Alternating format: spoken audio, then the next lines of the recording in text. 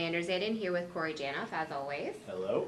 And we wanted to talk about something that a lot of clients ask us about today, which is what should I do first? Should I put money towards my debt or should I save for retirement? And I feel like this becomes a big issue for people as they transition into practice, but really any time you have excess cash flow, that's often a question that comes up. So today we're going to talk about how to prioritize. So if you have debt, maybe you want to pay it off immediately, maybe that's really not the best choice for you. We also know that a lot of people are getting a little bit late to the retirement savings game, so that becomes a really high priority for people too. So we're going to help you figure out what to focus on first and in what order. So let's do a whole episode about that. And Corey, what do you normally suggest people start with? My favorite answer is it depends. It really does depend on the circumstances, what's going on, goals, priorities, what you're hoping to accomplish, what your debt package looks like, what your expenses look like, and everything. Do you have anxiety when it comes to your debts, or are you okay hanging on to them? It's going to be different for everyone. So I think really burrowing down and customizing a strategy for each individual is important. That being said, there are some general rules of thumb that we'll get into here today. But I think kind of the biggest thing and the overarching theme with all this is to make sure that we're using our money productively. And what that means is once you pay off one debt, maybe don't make that a permission slip to go take out another debt. All right, car loan's paid off, great, let's go buy a boat and finance it, because we can then take our $600 a month that was going towards the car and use it to go towards the new boat loan. And now that the boat's paid off, let's go buy some new furniture for the house, and we can take the $600 a month going to the boat and use it on a interest-free furniture loan. If we're just using debt to fund lifestyle expenses, that's not making forward progress. So we definitely want to, whether it's invest or pay down debt, make sure that we're making forward progress with towards our financial goals. Do you feel like you have a lot of clients that do that?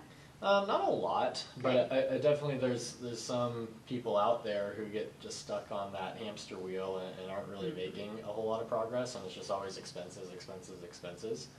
On the flip side, if we're only investing and not putting any money towards debt, that could create some stress on people too. When we talked with Jimmy Turner a while back, he was talking about a big weight that was lifted off his shoulders is when he paid off all of his debt, not counting the mortgage. Right. Once you get rid of your debts, that's you can definitely have more flexibility with your lifestyle. You don't need to earn as much income to fund the lifestyle that you want to live when you don't have money going towards debt. So that can be a big step for people in the right direction towards financial independence. Absolutely. And everyone has competing goals, and I think it's really important to focus on them strategically. I do feel like one thing that people maybe don't pay enough attention to is interest rates, and that's a huge driver of what makes the most sense on like a cost-benefit analysis basis. So if we're looking at debts, for example, it's really important to understand what the interest rates are on your debts. It's kind of surprising how many people we talk to who don't know what the interest rates are on their credit cards or their student loans. Yeah, so when we're looking at debt in general, it's important to prioritize, okay, well, what debts are we looking at? Like, if I'm going to tell you whether or not you should put extra toward your debt, it absolutely depends on what those debts are. So if we're looking at high interest rate credit card debt, then yes, get rid of it. Like bottom line, yes, please do. And then, I don't know if people realize this, but with credit cards, they can charge you up to almost 30%. And a lot of them do get in those higher ranges, like high 20s and things like that. So Absolutely. That's such a huge thing that's coming out of your pocket every year, especially if you're carrying high balances on those credit cards. Yeah. And anyone who's worked with us has probably heard us reference the 7 or 8% rule before, or if you've been to one of our seminars, kind of a line that we like to draw in the sand. It was right around that 7% interest rate mark. So take all of your debts, line them up by interest rate. Any debts with interest rates above 7% or so, we're probably going to be big advocates of getting rid of that before doing anything else. Below 7% interest, more case-by-case basis, the lower the interest rate, the better. But that's kind of our pain tolerance threshold.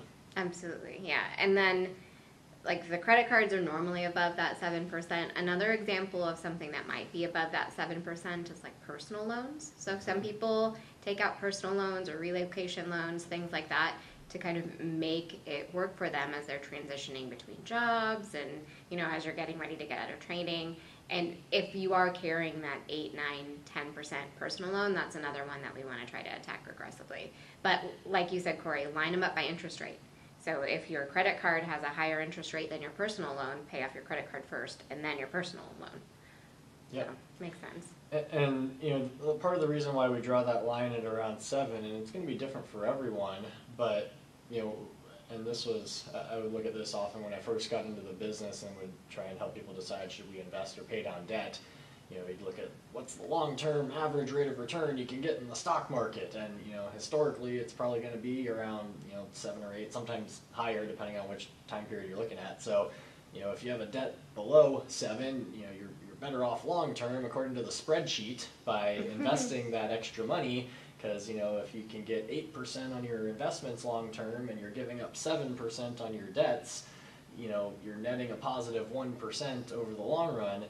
And again, in a spreadsheet format, that works great, but in the real world, it doesn't always work that great. So I've become, you know, a little more flexible over the years, and my big shtick now is just making sure we're putting that money towards a productive measure. You know, whether it's invest or pay down debt, both are good. It's a win-win situation. You know, I could make arguments for one over the other and show you, you know, math and stuff to support those arguments. But I think as long as we're putting those extra dollars towards productive uses, we're moving in the right direction. And then from there, we can burrow down further. All right, do we really think, you know, long term we're going to be better off investing this money? And that depends on how risk averse you are. If you're a very risk averse person, you may not be inclined to think that the stock market's going to perform in the future the way that it has in the past. And that's okay. Like, we can kind of prioritize things based on how risk averse clients are too. Yeah, and depending on the interest rate on the debt too. You know, absolutely. for someone that has, say, a 5 or 6% interest rate debt versus, you know, a 1 or 2% interest rate debt, you know, the argument for investing if you have a 1% interest rate debt is going to be a lot stronger than the argument for investing while you're carrying a 5 or 6% interest rate debt. And I look at it, you know, if you have a 5% interest rate, student loan, credit card, whatever, you know, probably not a credit card, auto loan, but you know, you're essentially guaranteeing yourself a 5% rate of return by paying that off, which is great. There's no investment out there that'll guarantee you a 5% rate of return, because you're freeing up that interest expense that you would otherwise be paying over time. You know, right now, the 10-year, when we're recording this end of February, the 10-year Treasury is at an all-time low. It's at like 1.3%. So basically, the risk-free return you can get is about 1.3. So getting a guaranteed 5 looks pretty attractive. Absolutely. Long-term stock market, though, you might be able to do better than that. Historically speaking, you can. But any given year, you're never going to be near an average. You know, if we look just the last few years, 2017 was great. We were probably up, 15% in the diversified stock portfolio. 2018, you were down 10 or 15%. 2019, you're up 20+%. So far in 2020, when this gets released, to be determined. Start of the year was good. The last week of February was awful with the coronavirus. But over a long-term period of time, we'd like to think that you could probably do better than 3 or 4 or 5% in a diversified investment portfolio. Yeah, absolutely. And I do think student loans are something we always have to have a separate, larger conversation about them, obviously. Like, if we're working towards PSLF, that's just different. If you do want to just pay off your student loans, chances are refinancing to a lower interest rate loan probably makes sense. The federal government loans, they tend to be 6-7%. So if you do have a good credit score, you should be able to lower that pretty significantly if you just want to pay off your student loans. So if we are able to get that interest rate down to 4 or 5%, maybe we don't want to look at those in a vacuum and just concentrate solely on our student loans. I do feel like people get tunnel vision with student loans, like, I have to just get rid of them. But sometimes it makes sense, like, we want to make sure we're doing some retirement savings too, because obviously that's valuable as well. But just like you said, if we're using money productively, it's not a waste of money to put money towards student loans. It's not a waste of money to put more money towards retirement savings. Well, and I would make an argument too, if you are refinancing your student loans to a lower interest rate, odds are you're also going on a shorter payment plan than required. You might be doing a 5 or 7 or 10-year payment plan. If you're doing a 5-year payment plan on your student loans, you're making extra payments. You're already paying them down aggressively. Even though your new term is only a 5-year span, and you're just paying the minimum, but that's way more than what you would have been required to pay if you left them as federal loans. So we're already on a more aggressive track and quote unquote paying extra to our student loans by doing that more aggressively. Yeah. And those lower interest rate loans that we may not need to pay a whole lot extra on are things like auto loans and mortgages. Doesn't mean that you can't pay extra on them. It's just, let's do that last. Let's make sure we're saving enough for retirement first. Let's not ignore that and try to pay down debt that has a really low interest rate and isn't affecting you too terribly. And that's assuming you got a mortgage recently. Mortgage rates recently have been really low, but they haven't always been. So if you have an older mortgage, it could be a higher interest rate loan. You probably refinanced if you did have You a probably mortgage, should, yeah. So if you're not under 5% on your mortgage right now, then right. Talk to your bank. Absolutely. And there are some common misconceptions, I feel like, with debt. People are very debt averse and just assume that all debt is bad, which it's not necessarily. Like when you can finance something at a very low interest rate and put more of your excess cash flow towards other productive uses like retirement savings, that's a good use of your money. That's a good use of a financing tool. And it's very difficult for people to be able to get into a home and pay cash. Like, we're not expecting anyone to do that. So there's not, I feel like there's not like a bad mortgage, I guess. I mean, obviously you could make some poor choices there. Let's not finance too much, exactly. But mortgages are a very useful tool.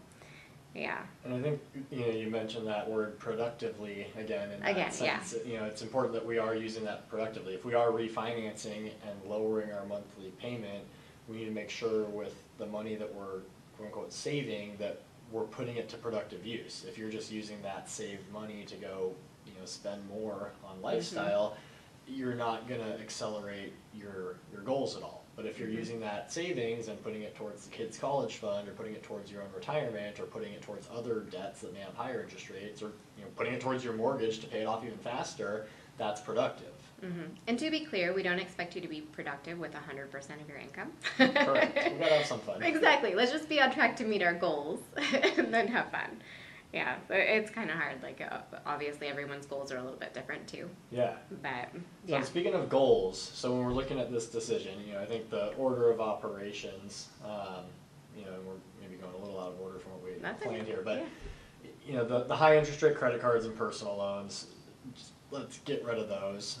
The only exception would be is if you have a match on your employer-sponsored retirement plan.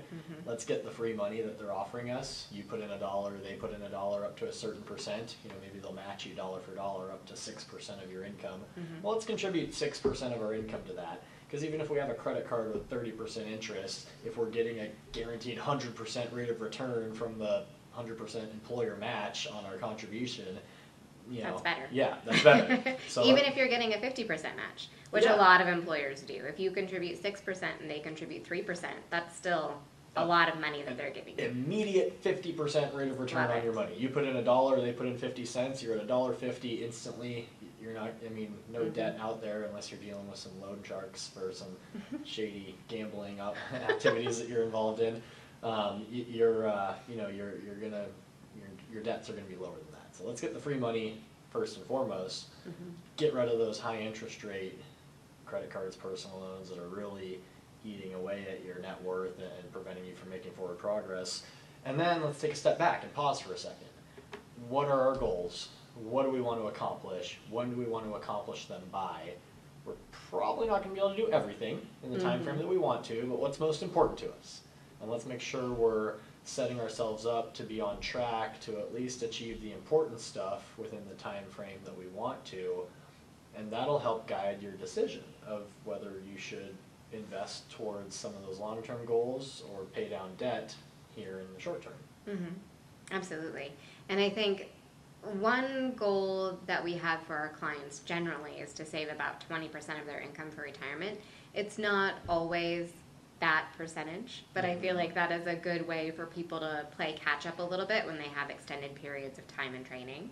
So your number may be different, but that's kind of a good general rule of thumb that we have.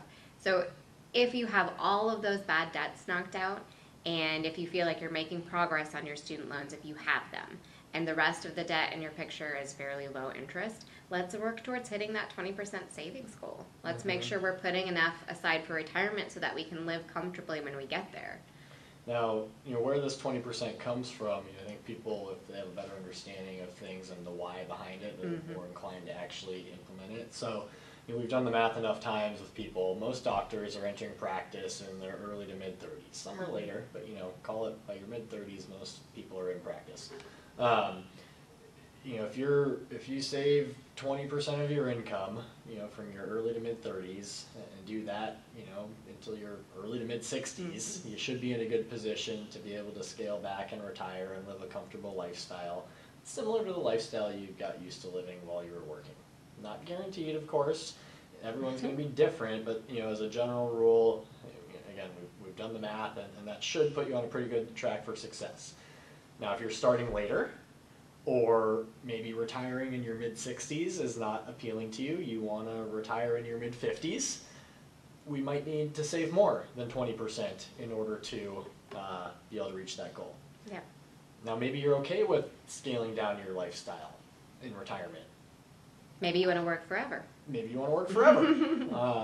So everyone's different, but kind of that's where that general rule comes from. If you're starting in your early to mid-30s, really saving at that point, and you do that for 25, 30 years, we should be setting ourselves up for a successful retirement at that point if we want to scale back and stop working altogether.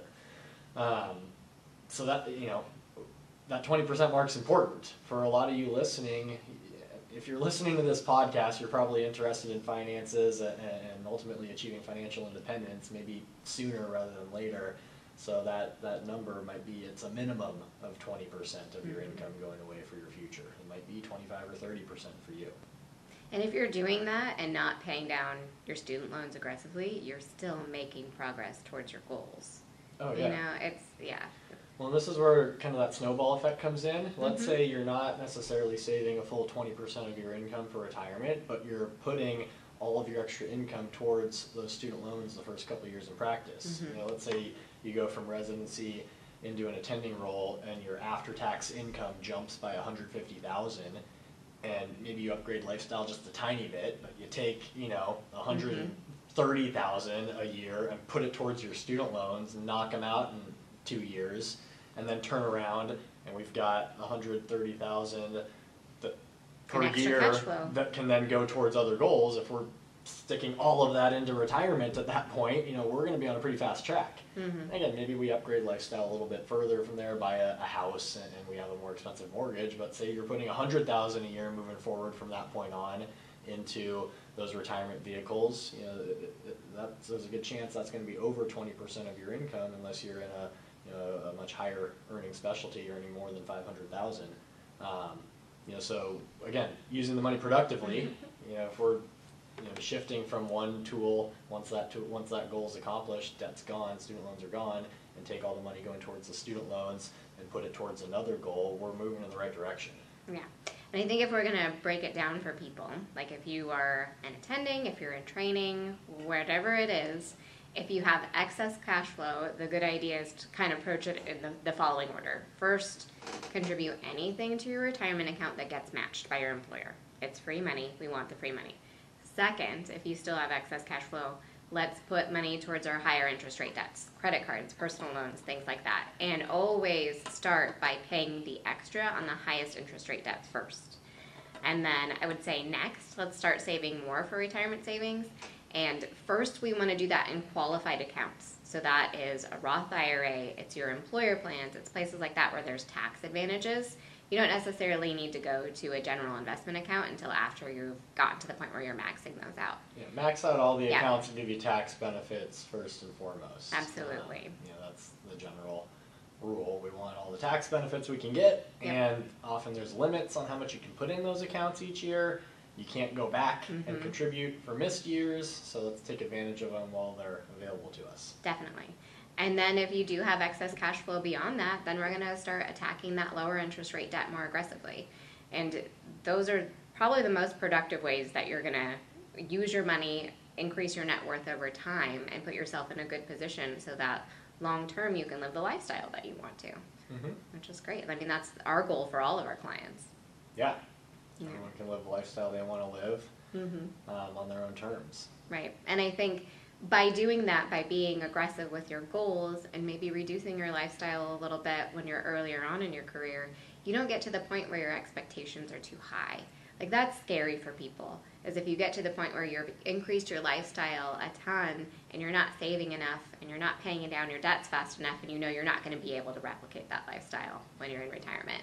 Yeah, and I think the goals piece of it is super important. I'm trying to look up something here that I can reference, because if goals take a backseat to lifestyle expenses, you're never going to achieve your goals. But if you prioritize your goals first, then the rest can all fall into place. And I retweeted someone else's thing a little while ago.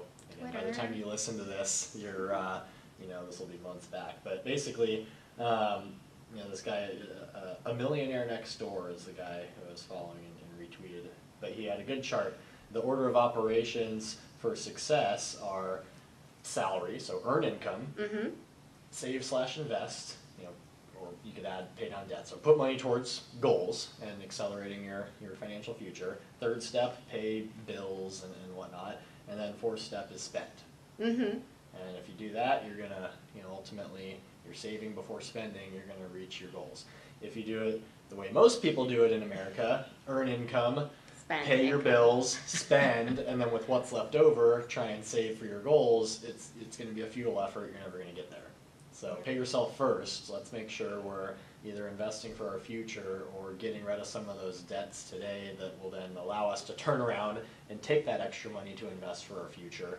We want to make sure we're doing it wisely and in that right order of operations. Yeah, and I do feel like people are so much happier when they're doing that. Like, if you're not living paycheck to paycheck, if you're making progress and you know that you're making progress, because if you're doing these things, you know you're doing a good job. Oh, yeah. Right, and I think that there's just so much peace of mind that comes from that. That's really helpful. The stress that goes away. Like, if you're just, like you said, living paycheck to paycheck, gotta make the car payment, gotta make the, house payment, the vacation house payment, we just redid the kitchen and now I've got to pay that off, because it's on a high interest rate short-term loan, and we're just constantly on this hedonic treadmill running in place because all of our money coming in is going to fund our lifestyle expenses. Like, your hair is going to disappear quickly, you're going to have wrinkles under your eyes, life's not going to be happy for you. Absolutely.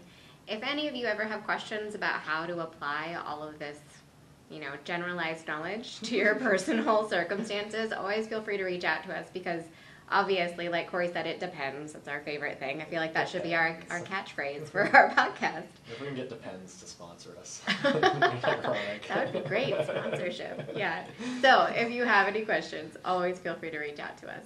Yes, I know we just spewed a whole lot of stuff all over the map here today, but it wasn't really in any cohesive order. But hopefully you guys got some good takeaways. Let's prioritize goals, get rid of our bad high interest rate debt, make sure we're saving enough to achieve those goals, and really, as long as you're either investing or putting money towards debt, you're doing something right. So keep up the good work. Yeah. Thanks for listening. Have a good one. We would love to hear your feedback and suggestions for future topics you'd like us to cover. You can get in touch with the show by emailing podcast@thefinitygroup.com or by following Finity Group on Facebook, Twitter, Instagram, LinkedIn, and YouTube at Finity Group LLC. You can follow me on Twitter at Corey Janoff CFP, Instagram at Corey Janoff, or on LinkedIn under my name, Corey Janoff. You can follow me on Twitter at Rochelle Finance, or on Instagram, Vanderzanden Rochelle, or on LinkedIn under my name, Rochelle Vanderzanden. Check out all of the podcast episodes on thefinitygroup.com/podcast, on our Finity Group YouTube channel, or your favorite podcast app. And don't forget to check out our financial clarity blog at thefinitygroup.com/blog. Thanks Thanks for listening to this episode of Financial Clarity for Doctors by Finity Group LLC.